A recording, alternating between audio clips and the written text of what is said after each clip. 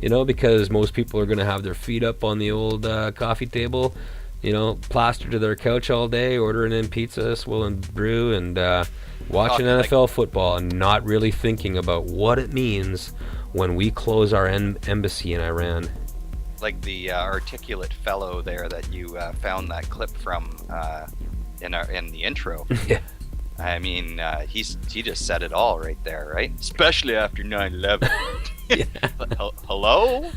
Iran didn't have anything to do with 9/11. I know. I wish I remember exactly where I grabbed that. I like to give that guy credit. He's a comedian. I'll put a link to his YouTube page was in he the being show. facetious? Oh yeah, totally. It was a comedian. Oh, okay. It was a comedian. I bought him. I bought into that. I thought, oh my god, this guy. That's. I thought that was a real dude. Doing his stuff. It's because every other sample I used in that, how the CBC and Sun TV could be shown in that little collage to be assisting in the beating of the war drums for the Harper conservatives, how Peter Mansbridge and the Sun TV guy, was Stephen Adler, I think his name was, were both equally beating the drums of war for Harper. Right. Yeah, anyway, so it was the only facetious one was at the end. It was the comedian guy, but... Mansbridge is was seriously supporting Harper in that. Absolutely, in that I piece. remember we looked at that interview on a previous show. Yeah. And I watched an interview today, Peter Mansbridge interviewing Kambiz Sheikh Hassani, who was the charge d'affaires for the Iranian embassy in Canada. Okay. And I got to tell you, Mansbridge is always a piece of work when it comes to the way that he forms his questions. He essentially, did his Peter Mansbridge routine where he asks a question and then the Iranian diplomat was essentially asked, why do you think they closed the embassy? And the Iranian diplomat told him that there was no reason. If Canada actually had evidence, they would have provided it. And we have seen no evidence provided. We only have statements from the government, and their statements, they say, Iran has a nuclear program, they're hostile to Israel, and their assistance to Syria, and their support of terrorist groups. First of all, I'm going to have to say that Israel is way more hostile to Iran than Iran is to Israel.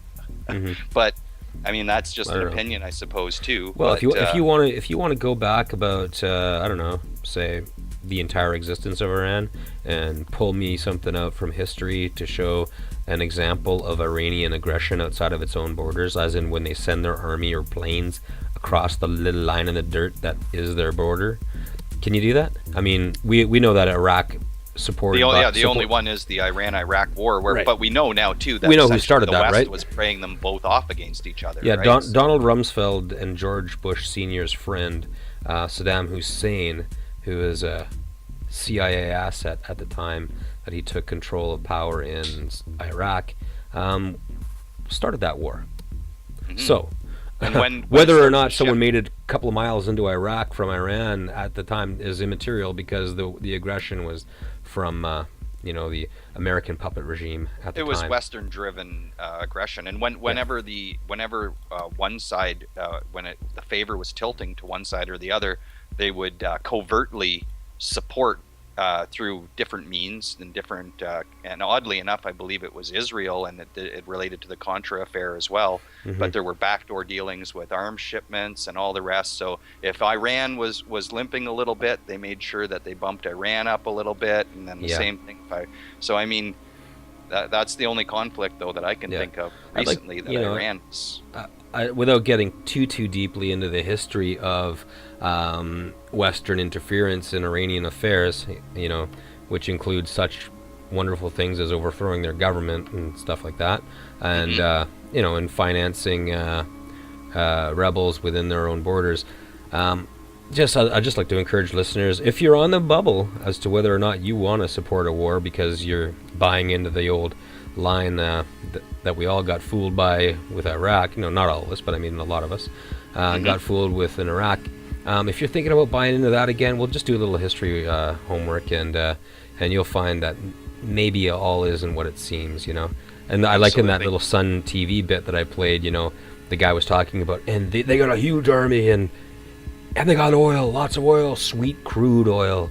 Ooh, cheap to get out of the ground and cheap to refine. You know what I mean? As in, the Sun TV guy said that as one of their transgressions. He was listing their transgressions. Their transgressions are our oil is under their sand again. Is this the transgression? Yeah. I think I heard that one before. Yeah. Exactly. But just really quickly here to finish up on the comment of Peter Mansbridge and the charge to affairs from Iran. So the interesting point that the Iranian charge to affairs made was that they had some information that Canada was planning on doing this. So the Iranian government had kind of suspected it. Now, they said that they didn't have any indication about when or where, but they knew that this is something that might be coming. And this intrigued, apparently, Peter Mansbridge. And he said, well, what do you know about what CSIS knows about Iran? And literally that was his question to this person. Oh my God! I'll just again we've brought it up on the show a couple times before, but it should be pointed out at every opportunity that Peter Mansbridge is a past attendee at the Bilderberg Group meeting, and we don't know what they do there. We just know it's all the world's most powerful people that get together and do something there, hang out, play bocce ball. I don't know. But one thing we know that they don't do is they are not allowed to talk about what they talk about behind closed doors. Right. Peter Mansbridge, of course, would be invited because he is the lead anchor of our state-run news media. Okay. He was invited by virtue of that fact, and well, he didn't report on it. So, I mean, whether or not he got his marching orders, who's to say? I'm not saying that. I'm just saying I can't say that he didn't get his marching orders at Bilderberg, because the way he conducts himself, the way he supports the Harper Khan's march to war, the way he would, like you said, grill the charge d'affaires from Iran in a completely slanted interview. You might expect that from a man who got his marching orders at the Bilderberg Group. Absolutely. Yeah. And then after he had already been told by Kambiz Sheikh Hassani that if CSIS had evidence, they would release it, or if Canada, for that matter, not just CSIS, had any actual evidence, Mansbridge comes out and says, well, there are people speculating that the reason why we had to close our embassy in Iran was because we had to close the embassy here in Canada because you guys are building sleeper cells. What? What? Yeah, that's basically what he said to him. And again, he had to repeat, nice. There's no evidence of that. I think that the government would have produced the evidence if there was evidence, don't you? And I mean, I would have to guess they would. Wouldn't you? If Stephen Harper had that evidence, and I mean, wouldn't that make his case even stronger? Well, if Stephen Harper has that evidence, or if anyone has the evidence of sleeper cells being formed in Canada, and they haven't arrested the individuals that compose the sleeper cells, I would think that they're negligent, to say the least. I'm going to post this link up on our opposition r.adio Facebook page for anybody who wants to go look at it later on. It's an interesting interview, and the Iranian charge d'affaires really handled himself quite well, and you could tell that he's a professional diplomat. And if there's anything funky going on as far as the world of espionage between Iran and Canada, my initial feeling is that this person is probably not guilty of anything like that. He conducted himself very, very well.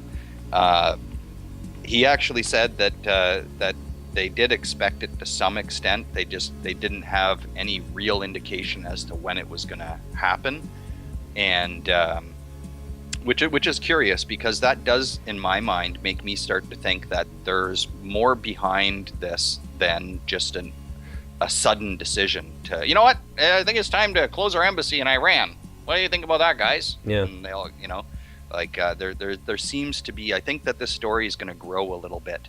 Of course, it's difficult to really find all the information out really early, but I think that if we keep our eye on this, I think we're going to find more and more interesting tidbits of information.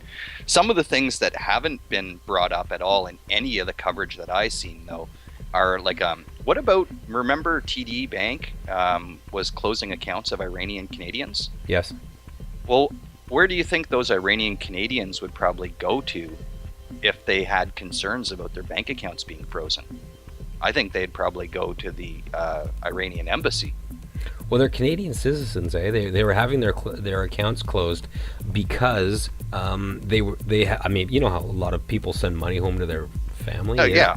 Some of these people might have both joint Iranian and Canadian citizenship as well. Yeah, exactly.